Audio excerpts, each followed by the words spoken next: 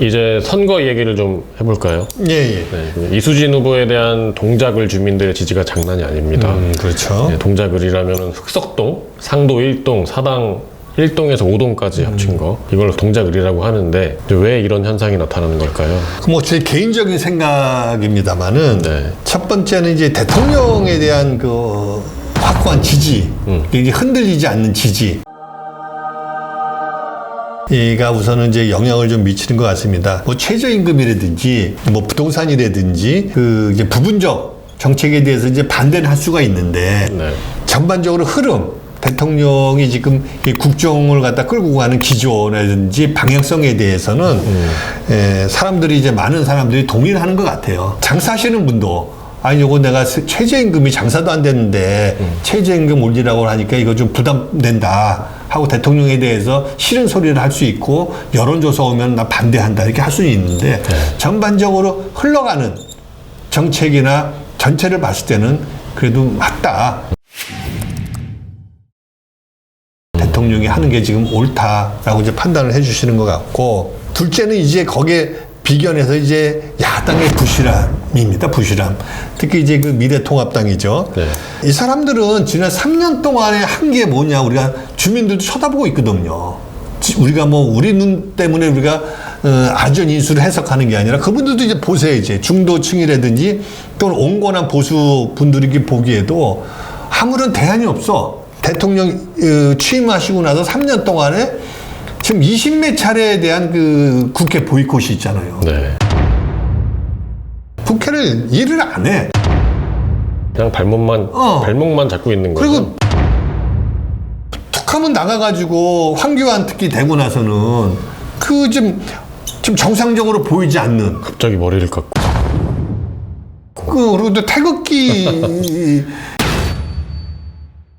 그 교회 내외에서도 막 하느님을 욕하는 사람이 목사라고 하나님 꼼짝마 하나님 까불면 나한테 죽어. 막 그런 사람이 막 집회를 주도하는 데 가가지고 그런 사람들하고 어울리고 예산 같은 것도 막 통과를 안 시켜줘가지고 포항의 그 지진 피해 그런 것도 지금 빨리빨리 처리가 안 되게 하고 있고 강원도에 강원도 이제 산불 피해를 갖다가 진행을 안 시키 이런 상태를 하고 있으니까 그렇다고 뭐 딱히 대안 있는 것도 아니고 막 막말을 하는 거예요. 그러면 우리가 욕하거나 막말할 때 사람들이 그 별로 좋아하지 않거든요. 그거를 갖다가. 근데 그런 사람들이 맡아니까 이제 미래통합당의 이 부실. 일단 우리 그 이수진 후보가 지지율을 좀 떠받치는데 좀 일조하고 있다 보는 거고, 전 이게 또 세 번째가 나경원에 대한 실망. 전 이게 크다고 봅니다. 지역사회에서는. 한 6년 전이죠. 강남 4구 프레임을 딱 들고 나와가지고 동작을 강남 4구로 만들겠다. 사람들의 욕심을 욕망을 불러일으켜가지고 갑자기 야 그럼 우리가 강남 4구처럼 우리도 좀 멋있는 동네가 되나? 뭐 옆에 서초구가 왠지 우리가 조금 꿀리는 것 같았는데 길 하나 사이에 두고 아 그래? 그럼 우리도 저만큼 뭐가 되나? 이런 생각을 갖게끔 했는데 과연 그 강남 4구가 뭔지 아직까지도 뭘 풀어야 될 거 아닙니까? 예를 들어서 학교를 유치한다든지 거기에 뭐 대형 상업시설을 유치한다든지 아니면 기업들 그런 게 와야 될 거 아닙니까? 무조건 강남 4구라고 그래가지고 뭘 못 하겠다는 건데 그래서 하다못해 뭐 기업을 유치한다든지 아니면 공공 도서관이라든지 공공 문화시설들 이런 것들 이 동작 의뢰는 편히 쉴 만한 공간도 사실 별로 없어요. 공원도 별로 없어. 네. 좀 지역 사람들이 모여서 좀 여름에 바람도 쐴 수 있고 이런 공원들이 좀 있거든요. 근데 여기는 없어. 근데 녹지 비율은 높아. 다른 데 비해서. 왜냐하면은 우리 현충원이 있고 보라매공원이 있고 대학이 3개나 있다 보니까 녹지 비율은 높지만은 전반적으로 문화를 갖다 향유할 수 있는 그런 공간이 없어요. 그러니까 도대체 나경원이 말하는 강남 4구는 무엇인가? 여기에 대해서 6년이 다 된 지금도 답을 못하고 있는 거예요.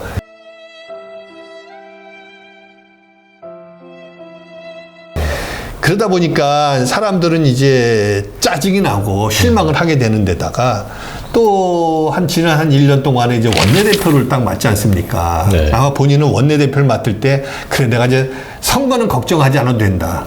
왜 전국적으로 내가 이름을 쭉 팔릴 거니까 나는 이제 잘 됐어 하면서 이제 원내대표를 맡았는데 그 이후로 한 행동이 문제인 거예요 이제. 그때 그 연동형 비례제에다 가서 사인을 하잖아요. 그럼 그거 갖다 잘 사인을 했으니까 동의했으니까 그걸 잘 합의를 하든지 충분치 않더라도 자기네 정당에 불이익을 가도록 하든지 그것도 다 파기시켜버리고 또 계속 장외투쟁을 하는 거예요. 또 그러고 나서 또 남북 문제 관계에서 뭐가 좀 되려고 하면은 쪼르륵 미국 가가지고 그 코시용 이런 애 뭐지 볼턴인가? 네. 걔한테 뭐 쪼르륵 가가지고 또 뭐 그냥 뭐기 분탕질 치고 오고 이러는 겁니다 이게. 거기다가 또 이제 국회 폭력 사태 이제 기소까지 됐죠 이건요? 네, 맞아요. 기소된 겁니다.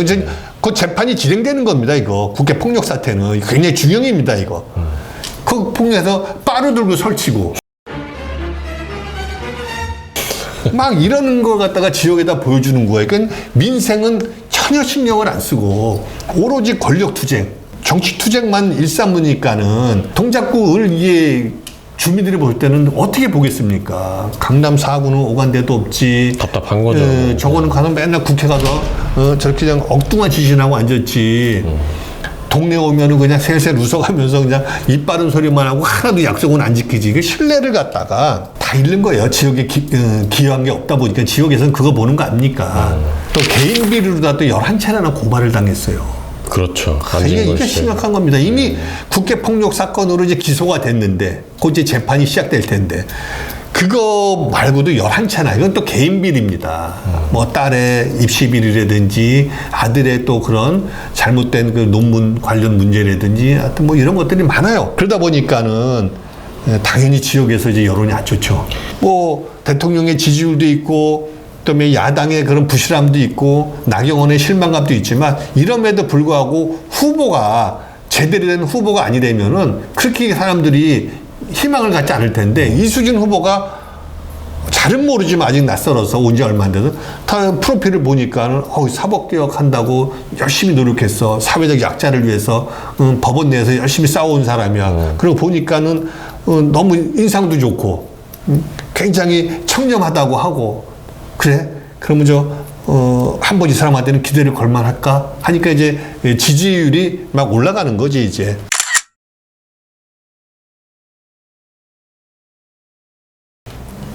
그래서 이제 지역에서 이수진 그 후보에 대해서 그 여론조사 지지율이 많이 올라가고, 유권자들이 이제 새로운 희망을 좀 찾는 그런 게 되는 것 같습니다.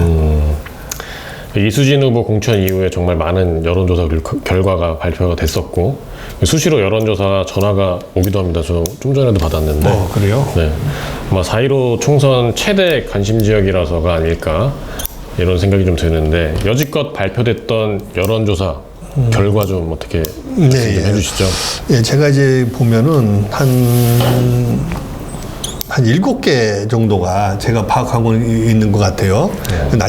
날짜별로 좀 보면은 3월 15일에 KBS에서 37대 33.4 이게 처음으로 나온 이제 그 여론조사였어요. 그래서 이때 사람들이 조금 깜짝 놀랐죠. 이긴 걸로. 그래요. 그래서 많이 아니 그래도 암만 여당 후보라고 해도 지역에 생소한 사람이고 알려지지 않은 사람이고 그래도 나경원은 지금 4선에서 이제 5선을 바라보는 그리고 또 그 대선 여론조사에 보면 그래도 10명 안에는 꼭 끼는 나름대로 이제 거물인데 첫 번째 조사에서 37대 33.4가 나온 거예요. 야, 이건 좀 뭐 뜻밖인데 사람이 했는데 그 다음 3월 15일 날 또 한국일보수산 여론조사가 37.3대 33.9가 나온 거예요. 같은 날 이제 발표가 이제 되는 건데 여기서도 또 이기는 게 나오는 거예요. 그러면 사람들이 야, 첫 번째 조사는 한번 그럴 수가 있어. 여론조사가 왔다 갔다 하니까. 근데 또 이겼어. 한국일보 조사에서 또 이겼어. 야, 이건 조금 심상치 않은데.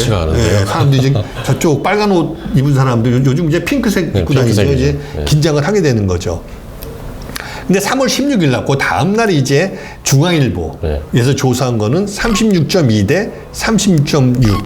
0.4%를 갖다 나경원이 이기는 게 나오는데 0.4%는 이건 뭐 허용오차 범위 동률이라고 보는 거죠. 그리고 중앙일보요? 예, 또 조사 이게 중앙일보라는 거에 대해서 우리가 믿을 수가 없습니다. 예, 좀 이제 좀 뭐가 좀 들어간 게 아닌가 그런 의심을 하게 되는 거고 그 다음에 이제 3월 17일 날 여론조사가 매일 됩니다 이게 그만큼 이제 관심 집중 지역인데 3월 17일 날 리얼미터에서 또 여론조사 했는데 이때는 43% 대 40.2%. 또 이제 앞에 말하는 게 이제 이수진 겁니다.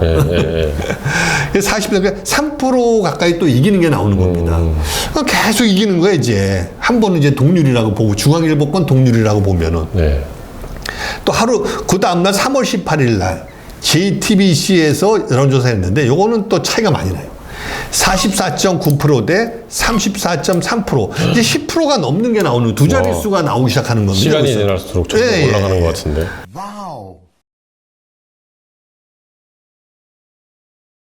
처음에 한 번은 그냥 그러려니 했는데 계속 이기는 게 나오더니 이거는 10% 두 자릿수가 돼버리는 거예요.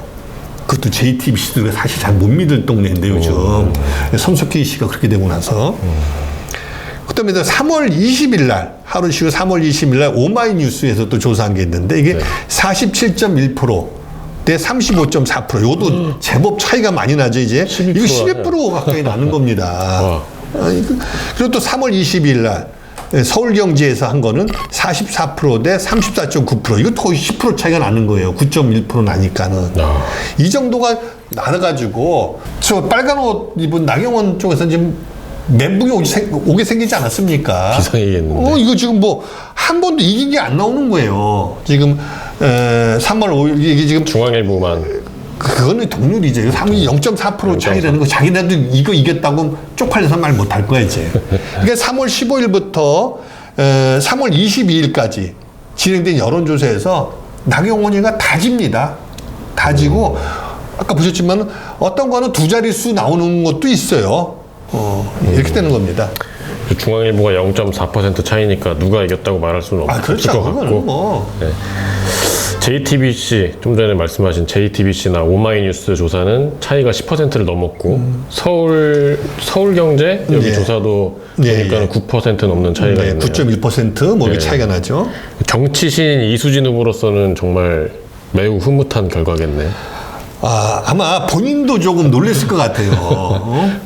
우리도 이제 보면은 그래도 괜찮은 후보가 왔으니까 한번 해볼 만하다. 우리가 이제 그 정도를 느꼈지. 지지율이 두 자릿수가 날 정도로 저렇게 압도하리라고 생각은 못했는데 후보도 얼마나 깜짝 놀랐겠어요. 깜짝 놀랐을 것 같은데 아무래도 좀 발걸음이 조금 요즘도 표정 보면 좀 밝아 보이지 않습니까? 뭔가 자신감이 딱 붙으신 것 같고. 이분이 이제 전략공천을 받아서 왔지 않습니까? 전략공천을 받아서 왔기 때문에 이 내부 결속이 좀 어려울 수가 있어요, 사실은. 만약에 여기서 자기가 지지율이 잘 안 나왔다. 초반에 좀 나경원한테 좀 밀렸다. 그러면 지역에서 기존에 있던 분들 중에서 전략공천을 좀 탐탁지 않게 하셨던 분들은 그거 봐라. 왜 저런 후보를 내려보내가지고 또 그냥 나경원한테 또 패하려고 작정을 했냐. 이 동작을은 전략공천 때문에 망한 지역이다. 그렇게 말하는 사람들이 많거든요. 이거 뭐 여론조사가 낮게 나왔으면 아주 신나게 뭐라고 했겠네. 그럼 이제 뭐 난타 당하는 거죠 이제. 그리고 캠프가 잘 꾸려지지도 않았을 거예요. 근데 이제 초반에 기세가 좋으니까 후보 리더십이 잘 살아날 것 같아요.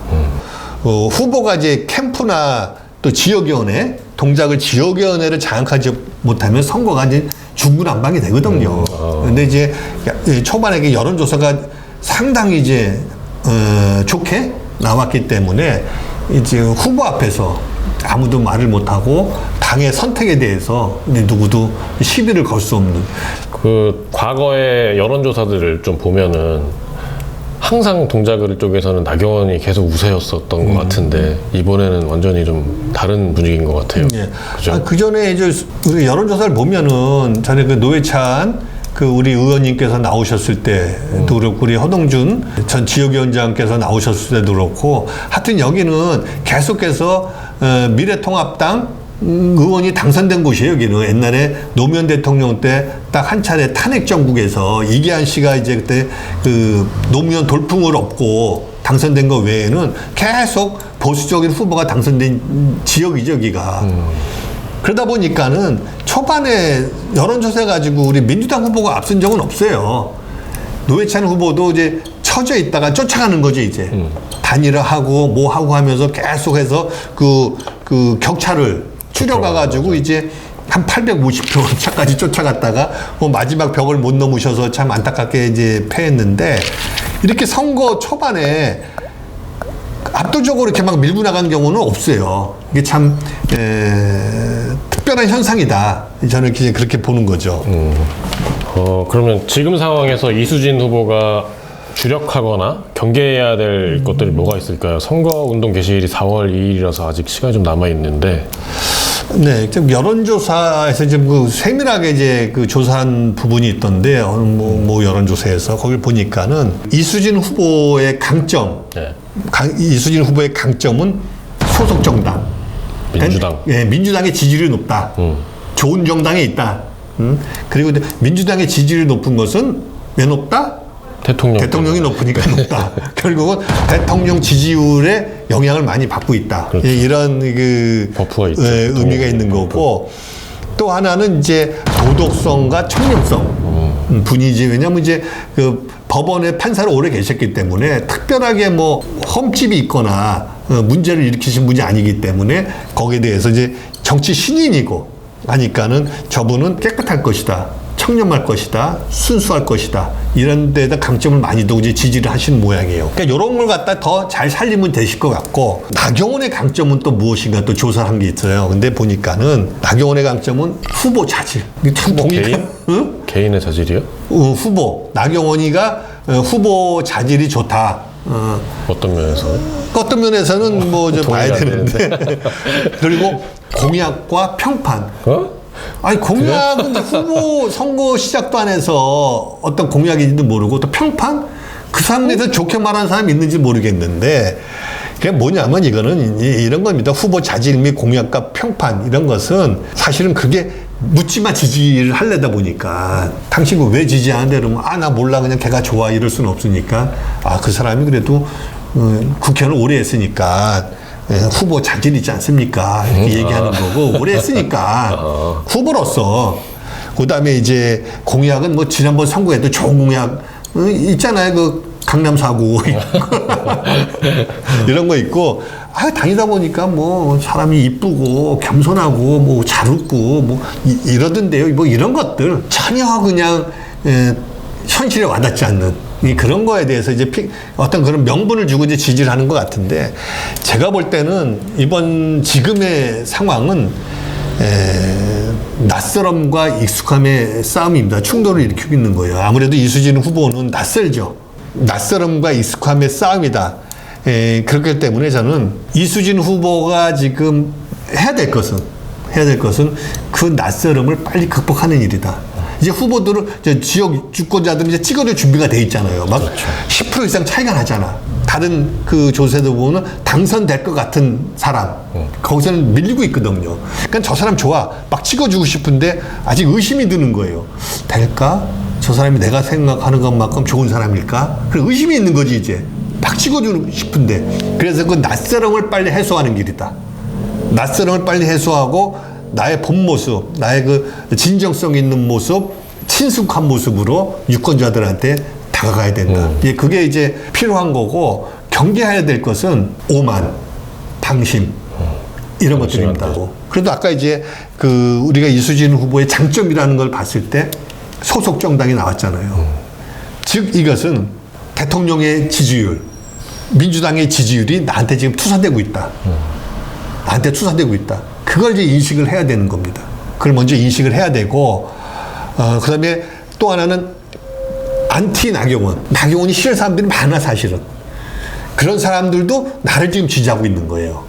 그러니까 대통령을 좋아하는 사람들, 나경원을 싫어하는 사람들이 날 지지하고 있어. 아직 후보는 보여준 게 별로 없어요. 그렇기 때문에 앞으로 후보는 자기 자신을 낮은 자세로 겸손하고 진지하게 주민들을 만나고 접촉해야 된다. 그렇게 보는 겁니다. 초선 첫 도전이기 때문에 더 정신이 없으실 거예요. 이수진 후보는. 이럴 때 캠프에서 진짜 잘해줘야 되는 겁니다. 잘해줘야 되고 너무나 선거 공학적으로 가도 안 되는 부분이긴 합니다만은 이수진 후보가 얼마나 대단한 후보인지 얼마나 훌륭한 후보인지 여러분들을 위해서 얼마나 뭘 해줄 수 있는지를 갖다가 하나의 상품으로 보면은 정치 소비자, 선거 소비자들이 주민들 아닙니까? 이 상품이 굉장히 좋은 상품입니다. 갖다 쓰십시오. 이 상품은 절대 실망드리지 않을 겁니다.